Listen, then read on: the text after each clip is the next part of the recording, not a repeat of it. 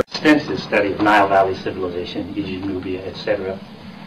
Why should African scholars study Nile Valley civilization? Yeah, for many reasons, you see. Because, of course, we don't... our history now is kind of a tribal history. You have tribes, you have ethnicity, something like that. Akan der Akan, Yoruba der Yoruba, Igbo der Yoruba, Igbo, Yoruba, Zulu der Zulu, Hausa. So it's kind of a tribal consciousness.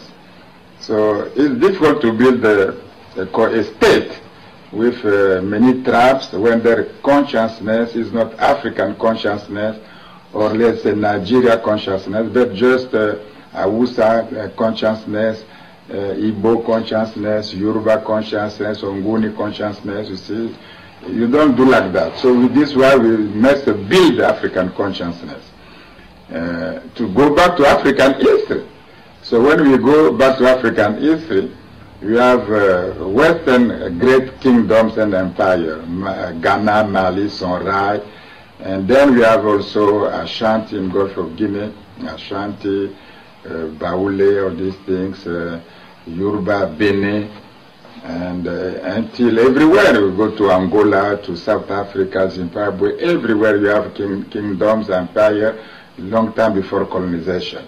But when you go further again, you find Nubia, you find Aksum in Ethiopia, you find Kemet, what you call Nile Valley civilization, ancient Egypt. So that belongs to us. So it's not just my tribe or my West Africa or my Central Africa. It's also the land valleys, it belongs to us. But since it's the oldest part of our heritage, and is beautiful too, we must recognize.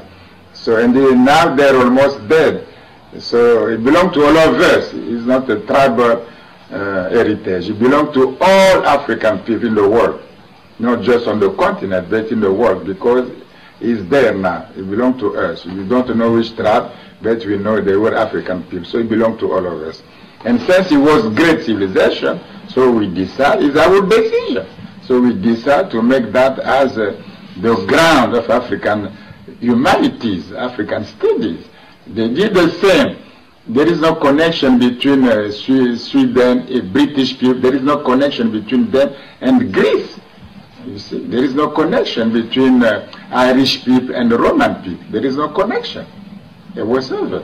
So why Western civilization, they believe that they decide in the 14th century, 15th and 16th century, they decide what you call a Renaissance, that Greece and Rome, these antiquities, are the foundation of Western, of Europe, consciousness, of European history. What decision? So they say the classical studies. They decide.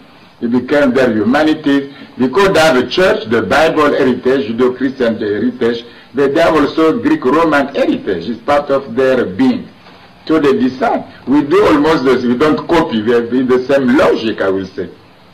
This is why, for us, Nile Valley civilization, Aksum, Nubia, and Kemet are part of our the ground, the bedrock of our heritage. And we decide this is the foundation of what you call Black studies, African studies, African American studies. This is the foundation. And this is different from Africanist, Eurocentrist. They want just to stay in a tribal level. You see, all these Western scholars, you see, we call them Africanists. They want just to say, to describe tribes. They never tell about so it's kind of to have that in mind. The idea built long time ago by David Hume, Montesquieu, Kant, Hegel, that we are primitive people, something like that. This is anthropology. So we don't deal with that anthropology. We are able to study ourselves by ourselves. We don't need nobody to tell us our ancestry. It's over now. This kind of a colonization. Decolonization is a political decolonization, is economical decolonization, is also intellectual decolonization. Somebody tell you your history, you are not free. So you must write your history. British people doesn't wait French to tell them about Arthur. They do themselves. French people, they don't wait. They don't wait for Italian to tell their history. United States, they don't wait Canada or Mexican to write their history. They do themselves.